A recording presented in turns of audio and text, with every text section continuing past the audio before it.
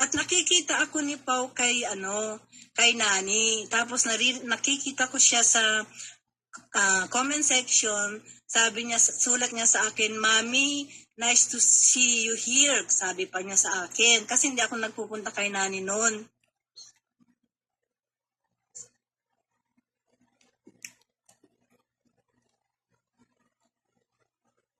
Naku, maririnig ng boses ko sa iba. Itong si LPD, ginagamit yung mga ibang doon ako na kasi kung pag naririnig ko, ibabash talaga ako na naman. Hindi ako sanay sa mga ganyang bash. For keeps nga lagi akong inaano dito. Wala naman akong ginagawa. Lagpas ka na lang ng 11 hours, baka mawala itong LS mo. May di ba? May nagre-record na dyan. Jean, pinangatawanan na ni Bansot na siya si Satanas. Ay, hindi pala tanong yan. Ganito pa yon, di ba? Kasi lagi ako kay PH talaga. Ngayon, nung sinasabi niya noon na ako si Panginoon, yung mga ganun ba, may nakapako na sa cross, sinulatan ko talaga, sabi ko, PH, sorry, busy lang ako, hindi ako pwede mag-comment kasi meron na mga nagsabi na Panginoon, hindi naman that means na siya ang God, diba? Pero para sa akin, as Christian o Catholic, hindi ko nagustuhan. Sinabi ko lang talaga na sinulatan ko talaga sa messenger na busy lang ako kasi hindi ko gusto yung sinasabi niya, makinig kayo, ako si Panginoon. Yung parang, hindi na yung kung yun ang trip niya, di gawin niya, pero hindi ako sasali sa mga ganyan. Sabi ni Jonathan, Jean, nagigilty ba yun na nasira buhay ng pamilya ni Bilat at GF ni Bansot? Yung kay Pau, wala, hindi, kasi sa kanya yun eh. Wala, anong pakialam ko sa niya, mga anak niya nakakaawa. Siyang gumawa eh. Kaya, pamilya niya yun eh. Pero, yung ibang pamilya na nasira, doon ako nagkakaroon ng guilt, na nagigilty ako kay Chiba. Doon ako nagigilty. Pero yung kay Pau, hindi ako nagigilty kasi siya mismo sumira sa sarili niyang pamilya. Ba't ako magigilty? Dapat siyang magilty, di ba? Wala akong pakialam, di ba? Sabi niya, huwag kayong makialam sa buhay ko. Sige, Pau, gawin mo yung buhay mo. Wala akong pakialam. Wala akong pakialam, lalo na sinabihan mo ako ng chismosa. Tapos ngayon, para kang, alam mo yung naririnig ko yung nagdadadakdak siya doon nung after na nagpunta sila kay Nani, nung umakyat siya kay David, yung boses niya, parang iba. Hindi na yung maluma na, wala na yung sinasabi mong meron siyang kasi kahit galit ka, kung meron kang yung, parang wala nang pinag-aralan, parang taga-palengke na ang tingin ko sa kanya eh. Wala. At blinak ko agad sila.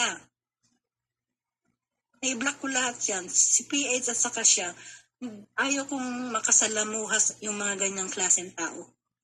Hindi rin ako malinis, pero yung mga ganyan, wala. Ayaw ko.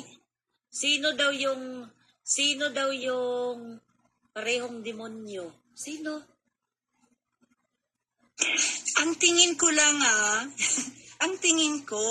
yung pananalita ni Pau, yung di ba? Yung boses niya, kasi hindi ko naman nakita nung nagsasalita siya. Para sa akin, kademonyuhan na yun. Para sa akin, kasi sino naman ang gagawa ng ganyan? Aywan ko lang sa inyo, yung mga nagkausap lang ng 1 linggo, 2, kasi na-block ko na kasi, pero pwede ko pa naman tignan kung kailan yun. Parang August 19, hindi ako sure. August 19 sila nag-usap, o binigay yung kasi nag-usap agad sila nung binigay ko yung nagtataka nga ako, nandyan na pala. Tapos nung nakita ko si Pau, kasi pag nagkikita kami, nag-open ng cam, kikita ko siya, ewan ko nakikita rin niya ako. Sabi ko, tapos nakita ko doon sa kay kasama niya si David. Sabi ko, si Pau ba ito? Hindi ako, talaga, nagulat din ako yung sinasabi ni Nani na ibang-iba talaga. Iba ang tingin ko. Parang napaka-cheap.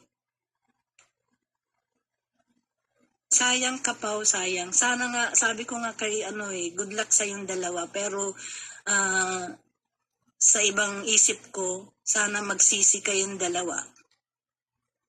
Sana. Para malaman nila kung ano yung mga ginawa nilang kasalanan. Mabuti kung kay Pau, okay na lang siguro. Dahil siya lang naman ang nakakaalam kung ano yung situation nilang mag-asawa. Diba? Kasi siguro si Rana. Pero yung magsasali ka pa ng iba, siyempre si PH, lalaki naman. Sabi nga nila, kung nandyan yung palay, bakit hindi mo tutukain? Pero naman talaga ang sinasabi ng mga lalaki pag nagkakamali sila eh. Pero ang dali, ang bilis ng pangyayari. Nandyan lang si Kiba sorry to mention your name, Kiba, comment. Tapos biglang ganun. Parang napakabilis. So, si PH daw ang nag-first move. Ganon po. Oo, si PH ang nag-first move. Anong pakay mo, PH?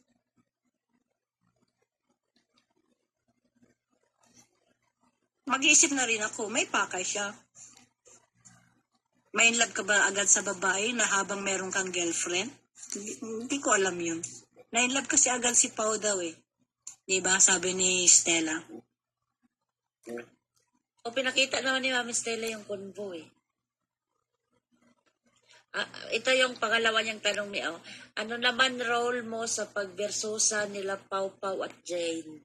Hindi naman sila nagversusan ba kayo? Hindi kami nagversusan. Nag-ano lang kami, nagkumprontahan kami, pero hindi kami nag-away na. Meron lang, pinento si Pau na ako naman, yun na talaga, aaminin ko. Doon ako aamin. Chismosa na ako. Kasi yung sinabi ni Pau sa akin, ewan ko kung ano yung gusto kong palabasin. Gusto kong malaman